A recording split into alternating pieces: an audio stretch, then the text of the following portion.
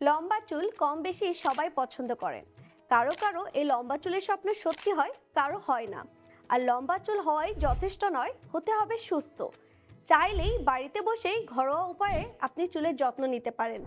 তার জন্য কি কি করতে হবে জেনে নিন। যদি আপনার চুল পাতলা হয়ে থাকে বা বৃদ্ধি কমে যায়, তাহলে এই সহজ পদ্ধতিটি আপনি ব্যবহার করে দেখতে পারেন।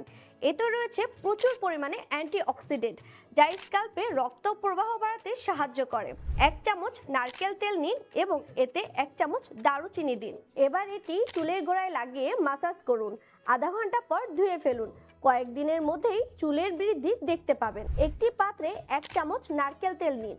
এবার তাতে একটি লেবুর রস, আধা কাপ দই, একটি আস্ত ডিম দিয়ে ভালো করে মিশিয়ে নিন।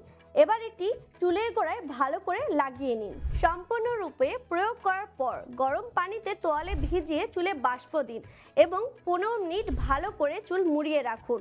তারপর হালকা গরম পানিতে চুলে শ্যাম্পু করে ফেলুন।